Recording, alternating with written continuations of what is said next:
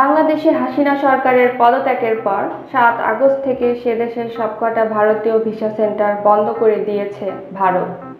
কেন এই বন্ধ তা নিয়ে কেন্দ্রীয় সরকার মুখ না খুললেও স্পষ্ট বোঝা যাচ্ছে কোনো মতেই কোনো ধরনের ঝুঁকি নিতে চাইছেন না ভারত।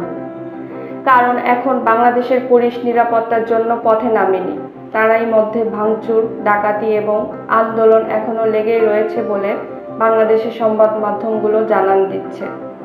এরকম নানান বিষয় থেকে ধারণা করা হচ্ছে ভারত ভিসা সেন্টারগুলো বন্ধ রাখার সিদ্ধান্ত নিয়েছে।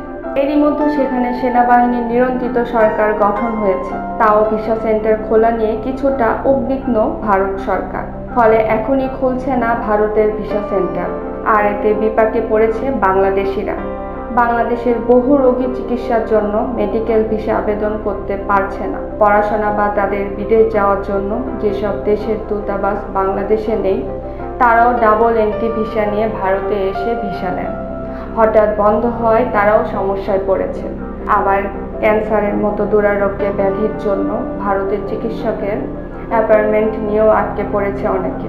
ট্যুরিস্ট সহ অন্য ক্যাটাগরির ভিসা জানা অধীর অপেক্ষায় আছেন বাংলাদেশিরা। ঢাকার ভারতীয় হাইকমিশনের একটি সূত্রে বলেছে, ভিসা তার বন্ধ করেছে দিল্লি।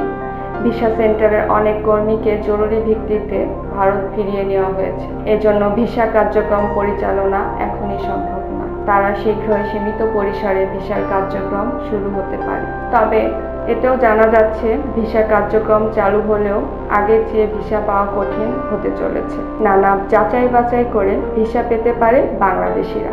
তাহলে কি বাংলাদেশের সঙ্গে দূরত্ব তৈরি করেছে ভারত? আদৌ তা নয়।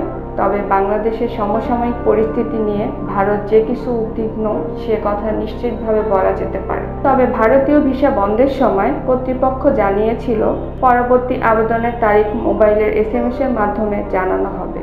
ইতিমধ্যে অনেক আবেদনকারী SMS পেয়েছেন বলে জানান দিচ্ছে। শীঘ্রই বাংলাদেশি পাসপোর্ট জমা নেওয়া হবে, তবে কবে তারা ভিসা পাবে তা সময় বলবে।